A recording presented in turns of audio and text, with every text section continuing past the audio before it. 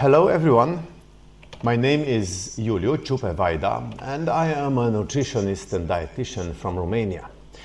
Romania is a middle-sized country of roughly 20 million people in the Southeast Europe.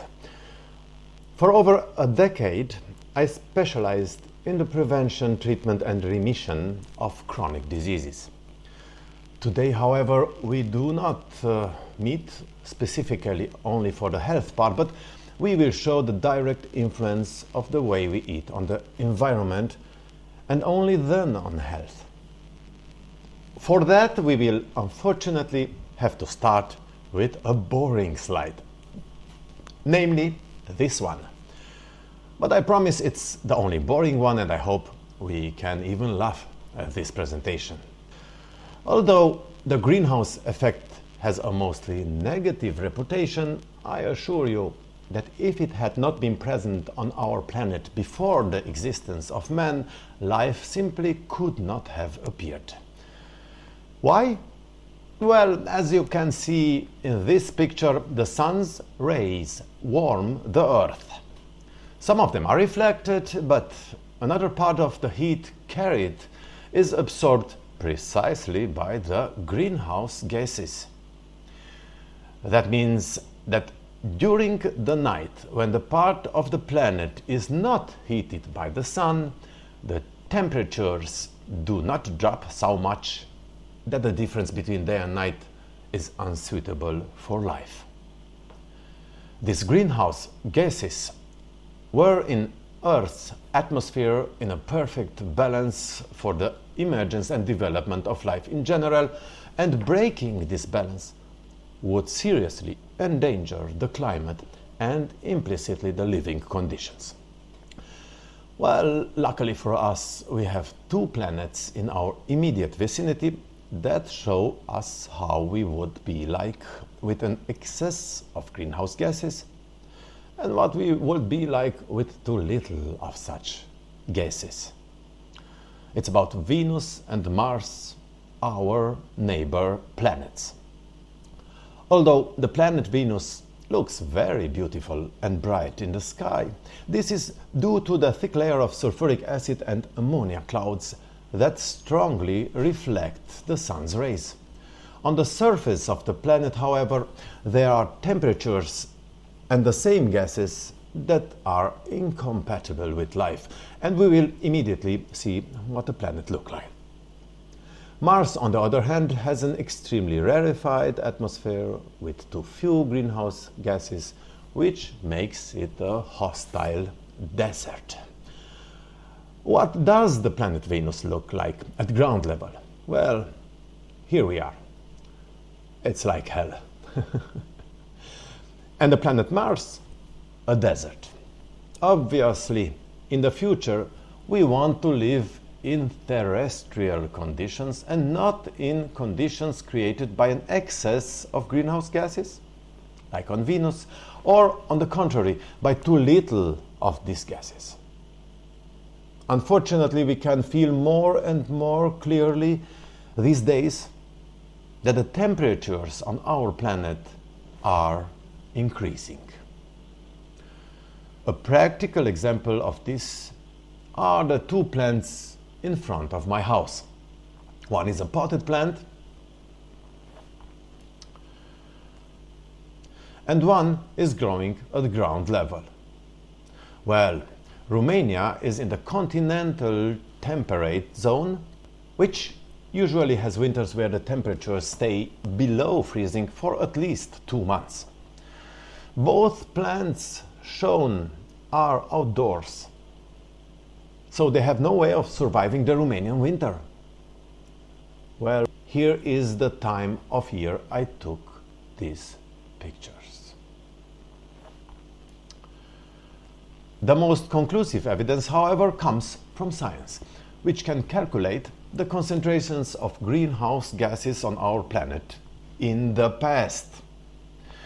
It's clear from this graph that the variation in the concentration of greenhouse gases has gone completely outside the natural limits sometime since 1970. Well, what has happened since 1970? From then until today, the first trend would be to say that pollution has increased due to the unprecedented increase in the number of cars. Right? Indeed, compared to 1917, when every second or third family only had a car, today there are families that own 2 or even 3 cars. Having said that, the answer to the following question seems simple. Listen up. Which pollutes more, a car or a cow? Well, those who answered cow are right.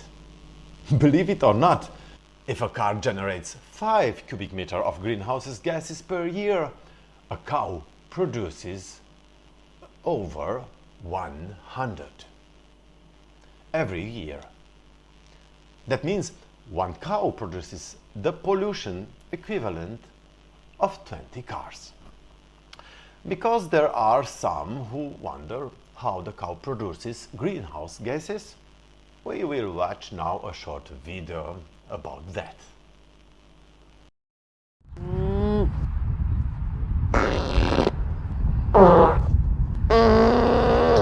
They are also responsible for at least 18% of the world's greenhouse gases.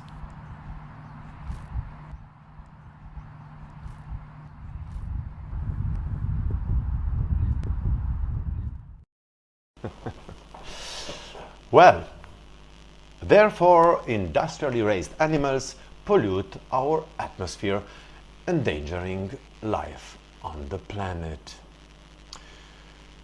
In addition, however, they also need food, namely grains, processed into feed. More than 75% of the agricultural land around the world is used for this. If these lands were cultivated with vegetable food for people, not only would the problem of hunger around the globe be solved, but we could feed an additional 4 billion people. That's half of the Earth population today, added, no problem. So, animal foods pollute our air and take up most of our farmland, but these are not all the resources they consume. A little reminder: in order for this piece of meat to make it onto a plate, this animal needs to die, yes? But I will return to the ethical aspect a little later. 100 grams of pork to be obtained consumes over 500 liters of water, 3 square meters of land for feed, and produces 1 cubic meter of greenhouse gases. Water is not only the one the pigs drink, which is the least part consumed on farms, but mainly that used to irrigate grain for pig feed and that used for regular washing of dirt from pig farms. Another popular food would be this. As you probably know, it's made entirely of beef. Well, in order for the 100 grams of beef to be able to fit between 2 slices of bread, obviously the cow must be first. That's right, be killed. But please look at the resources consumed by this only 100 grams of meat. They are the following: 1,700 liters of water, 60 square meters of land cultivated with fodder, and during this time the part responsible for 100 grams of burgers produces almost 10 kilograms of greenhouse gases. And as seen in this graph, the trend for 2050 consumption of this type of food is increasing. This image shows the greenhouse gas emissions for various types of diets. I can only tell you that I have been at the bottom part here for over 12 years. In addition, the streak corresponding to the sugar and oils can be removed for me. What I want to tell you is that everyone can decide individually whether or not they are willing to put in their mouths, together with a piece of meat, almost 2,000 liters of water, and in addition be directly responsible for global warming, which will bring you big problems, especially for you that are now young, because my generation that produced this mess may very well not be around in 20 or 30 years from now. Therefore, animal foods consume our water and agricultural land resources and seriously disrupt the balance of greenhouse gases in the atmosphere. And as if that were not enough, they also pollute our soils and waters. As in this example from a pig farm, knowing very well that the waters with which the farms are washed contain highly polluting substances and bacteria. In the following video, we will see the testimonies of some locals from the immediate vicinity of some pig farms in western Romania. De la Smithfield, așa am auzit noi, ori aruncat aici în ăsta, ori dat drumul la resturile alea de la porți și ori infectat apa. Ori. Distruge fauna, bineînțeles, distruge păsări, distruge pești, tot ce e viu, propriu zis, infectează cu mizeria aia. Poate de multe ori ne certau părinții ca să nu mai venim să facem baie, dar noi tot, ne era drag, că nu era chiar așa murdară apa. După un timp am realizat că e chiar murdară și ne putem îmbolnăvi, să facem boli pe piele și nu mai prea am venit.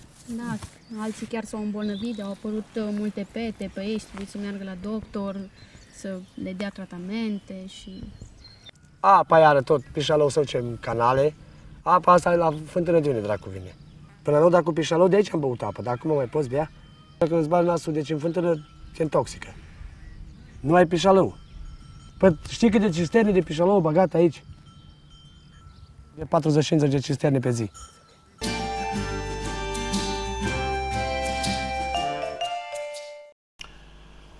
I promised to come back to the ethical issue at the end of this presentation. Whether we like it or not, this is what the animals we kill to be able to eat look like, even if we do this indirectly by paying for animal products. Well, in Romania, a country with 20 million inhabitants, what do you think how many such animals are killed each year? I looked for a picture that can exemplify this figure, and finally I found one. Now do you think you can imagine 220 millions? Well, you're actually wrong, because there are mostly $100 bills in this picture. Therefore, the correct image would be what you see times 100. Or in other words, for each bill, you have to put 100 animals killed in Romania alone every year. But what does this figure look like for the entire planet? Well, if for the previous figure I found an image quite quickly, for 81 billions, it took a little longer. But I did it. This figure is equal to the number of all the stars in our galaxy. And if you somehow think again that you now can figure this out, you should know that the night sky full of stars we can see from our planet is composed only of the stars in our immediate vicinity, here in this circle, And the hazy streak that crosses the night sky is actually a small part of the Orion arm to which our solar system belongs. So the huge amount of stars that you can see from Earth is in fact only a tiny part of the total number of stars in our galaxy. That's just to give you an idea of the overwhelming magnitude of the number 81 billion animals killed every year just so we can eat meat, milk and eggs. The last ethical aspect is related to the fact that these animals, who certainly want to live, not to die, are not only killed, but this happens to them at a very young age. A dairy cow lives at most until its early teenage years, after which it dies of exhaustion. The dairy cow is inseminated, and the calf that is born is taken from the mother on the second or third day and sent to the meat farms, where it is killed after only a few months. This also applies to pigs, so we are actually eating teenager, but mostly baby animals. In conclusion, animal-based foods do not only pollute our atmosphere, consume an unjustified amount of water and agricultural land, and in addition pollute the soil and waters, but also killing them creates a huge ethical problem. Well, what would you think if I told you that a diet that reduces or completely eliminates animal products is not only better for the environment and more ethical, but it's also better for your health?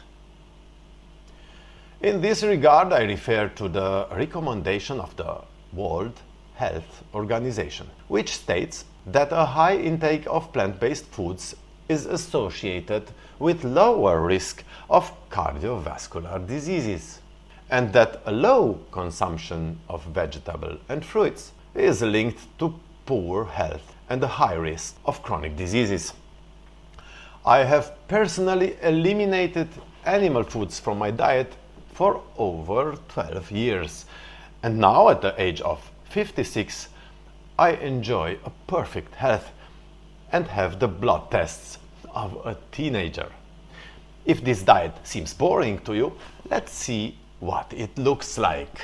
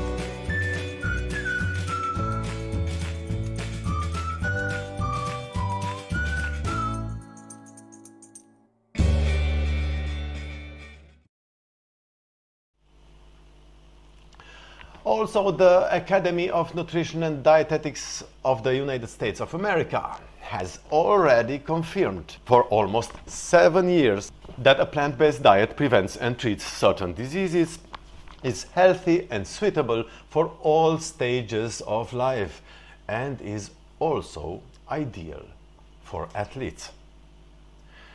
Speaking of athletes, I often get the question, especially in my visit to school, from teenagers: how can they give up animal foods while doing sports? I think the best answer is given by an excellent documentary that you can find both on YouTube and on specialized TV channels. I will now give you the trailer for The Game Changers. One and only Arnold Schwarzenegger. I ate a lot of meat. They showed us commercials. Steak. That's what a man eats. Selling that idea that real men eat meat. Serious man food. But you got to understand, that's marketing. That's not based on reality. I've been teaching fighting techniques to government agencies for more than 15 years. Then I got injured. Unable to teach for at least 6 months, I spent more than 1,000 hours studying science on recovery and nutrition, and stumbled across a study about the Roman gladiators. The gladiators were predominantly vegetarian. How could the original professional fighters be so powerful, eating only plants? When I made the switch to a plant-based diet, I qualified for my 3rd Olympic team. I broke 2 American records. I was like, man, I should have done this a long while ago. When I went plant-based, I wasn't sure if I was going to survive. And I actually became like a machine. One of the biggest misconceptions in sports nutrition is that we have to have animal protein to perform at a high level. That's just not true. Sometimes you have to do things that you know your competitors aren't doing.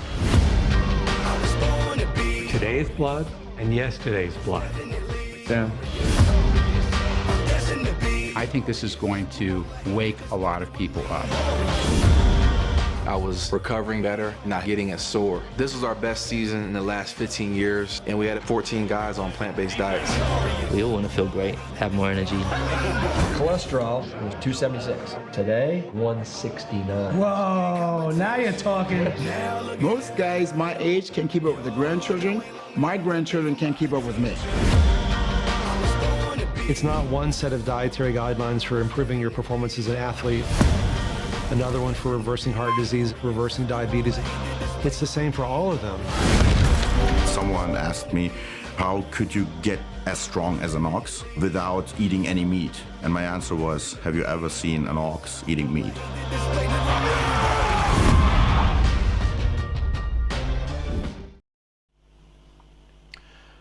I hope that you have now understood that each of you can effectively and immediately contribute to a better future on this planet, and especially that a continuation of the current trend will for sure affect your quality of life. Thank you for your attention, your patience, and I promise that whoever contacts me for questions will get answers. My Nutrition Practice webpage can be accessed via the QR code in the image, but you can also contact me on my social media channels on YouTube, Facebook, or Instagram. Also, sign up for future Ask Me Everything sessions on the CNS community. I wish you a wonderful life, blessed with good health and especially wise choices.